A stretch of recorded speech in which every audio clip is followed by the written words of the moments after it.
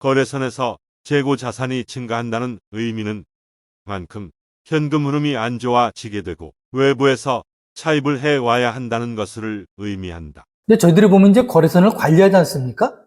이제 거래선을 관리하다 보면 그 기업이 어때요? 우리가 매출한 기업 입장에서 보면 이제 재고 자산이 증가하는 경우 있죠. 그래서 재고 자산이 증가한다는 건 뭔가니? 그만큼 안 팔린다는 거죠.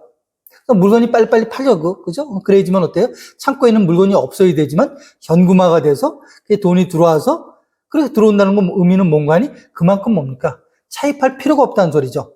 즉 남의 돈을 끌어들 필요가 없는 경우죠. 이자를 안 내도 돼야 되는 거죠. 근데 보니까 재고 자산이 쌓인다는 건 뭔가니? 회사에 자산은 남아있는 경우죠. 자산은 남아있죠. 그렇지만 뭐예요? 그 자산을 놔두고 또 다른 걸 하기 위해서 차입금이 새로 온다는 거죠. 그렇다 보면 어떻게 생각해 보시면 되는 거죠? 아, 우리 거래선이 그죠? 자금 사정이 그만큼 나빠지겠구나. 그렇게 생각하면 되는 거죠. 그렇다고 저희들이 보면 바로 그죠? 거래선의 그죠? 재고 자산을 적시적시 파악할 방법이 그렇게 많지는 않지 않습니까? 뭐 우리가 보면 이제 전산 시스템을 같이 쓰면 모를까? 그렇죠? 그럼 모를까? 그렇지 않으면 잘 모르는 경우죠. 그래서 그럴 경우 같은 경우는 우리가 보면 이제 알아볼 수 있는 게 보면 그죠?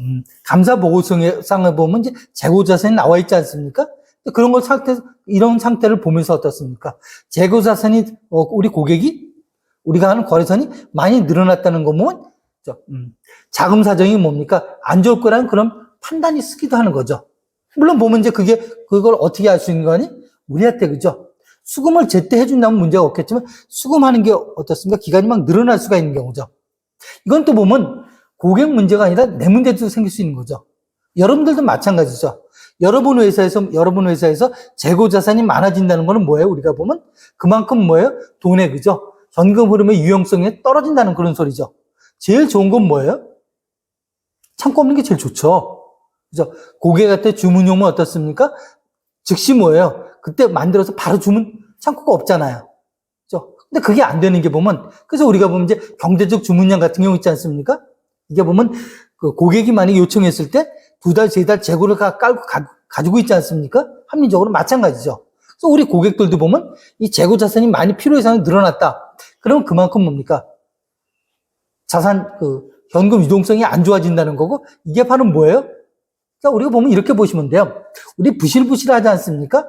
이게 어디서 생기는 거 아니? 그죠? 큰 게 모아서 큰 게 하나가 터지는 게 아니라 조그만 거 있지 않습니까? 하나하나 모이다 보면 하나의 뭡니까? 이제 이런 계기들이 여러 가지가 있겠지만 그 중에서 보면 재고 자산이 쌓인다. 그 의미는 뭔가 하니? 그 의미는 본인의 뭐예요? 제품에 대한 진부하가 생겼다든지 고객이 뭡니까? 마음이 떠났다든지 즉 그걸 선호하지 않는다는 거죠. 이제 그렇게 쌓이다 보면 재고 자산이 증가가 되는 거죠. 그래서 기업에서는 보면 이런 문제를 해결하기 위해서 우리가 보면 R&D 투자나 이런 걸 계속하고 있지 않습니까? 물론 보면 여러분이 직접 해서 물건을 줬는데 재고가 쌓였다. 그건 별 문제로 하더라도, 그죠? 그건 여러분의 문제가 될 수 있으니까. 그런 부분 말고, 자, 고객 측 차원에서 뭡니까? 본인이 갖고 있는 재고 자산이 쌓였다. 이것도 문제고, 또, 우리 쪽에서 뭐예요? 우리 쪽에서 제품을 소화하지 못하는 경우죠. 팔지 못하는 경우가 있을 수 있죠. 그것도 뭡니까? 하나의 큰 문제점이 될 수 있다는 거. 그거 꼭 한번 생각해 보시기 바라겠습니다.